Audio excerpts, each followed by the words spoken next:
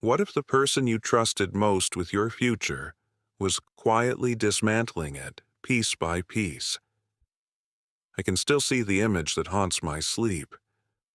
Eleanor, standing on the curb outside the home she'd lost, clutching a single cardboard box of memories. It was the end, but the rot had started long before. Eleanor wasn't just a client. She was a matriarch. Her home was a sanctuary of memory and tradition.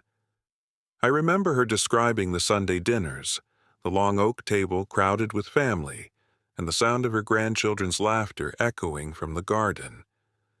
Her late husband's wingback chair still sat by the window, a silent testament to a life well lived.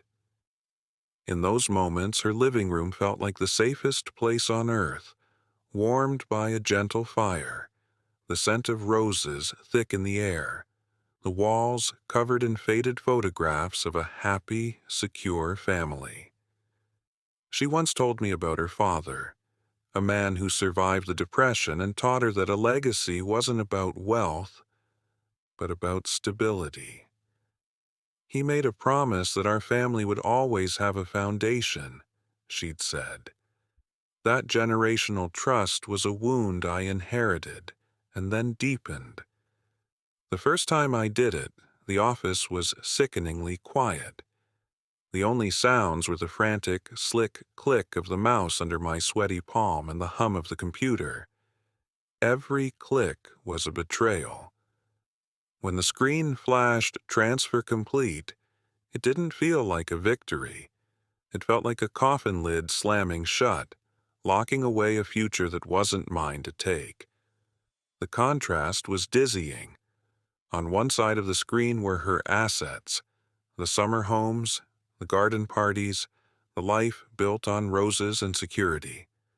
On the other was my reality, the sterile, antiseptic smell of the hospital where my father's medical bills were piling up, a crisis that felt like a drowning. It became an addiction.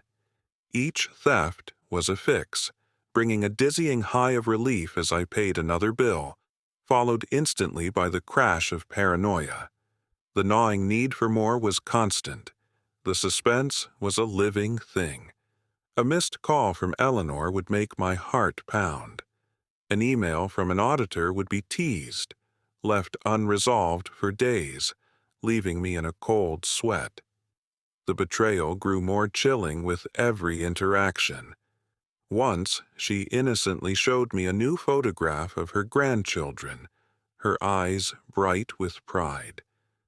"Make sure they're taken care of," she said, gesturing to her portfolio statements. "Keep it all safe." She was unknowingly giving me more chances to lie, sharpening the blade I held to her back. Her house was a place of light, family, and joy, and I was secretly gutting its foundation, turning it into a haunted house of ruin without her ever knowing. When she finally confronted me, her voice was steady, but her hands trembled. She didn't speak of numbers or market losses. She spoke of her late husband and the promise he made to her father that this house, this life, would be her anchor. "My father built a fortress for me," she said, her voice cracking, "and I trusted you to be its guard." I couldn't look at her. "It's gone," I finally admitted. A long, unbearable silence stretched between us, filled only by the loud tick of the grandfather clock in the hall. Her hand slowly clutched her chest, her breath catching. "My home," she whispered, her eyes looking past me, already seeing the horror to come. "I'll have to pack the photographs. Leave my garden. Where will I go?" Her life wasn't just collapsing. It was being erased before her eyes. Her last walk through her home was a funeral procession. The familiar scent of roses was gone, replaced by the smell of dust and cardboard boxes. I watched her run a hand across the floral wallpaper in the hallway, the same paper she'd chosen with her husband 4 decades earlier. The life she was forced into was a brutal contrast. Her small rental apartment was cold, lit by humming fluorescent lights. There was no garden, no echo of grandchildren's laughter, only the sterile silence of a life unmade. The financial toll was horrifying, but the physical one was worse. Her hands shook constantly as she packed the last of her boxes, her voice a thin, trembling whisper.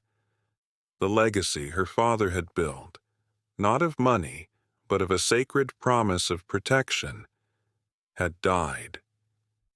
I had killed it. In the end, we both found our prisons. Hers was a lonely spot on a curb, surrounded by what was left of her memories, the air thick with the suffocating weight of loss. Mine is a concrete cell, where the air is stale and the silence is just as suffocating. Wealth is never just numbers on a page. It's security. It's family dinners and faded photographs. It's memories and dignity.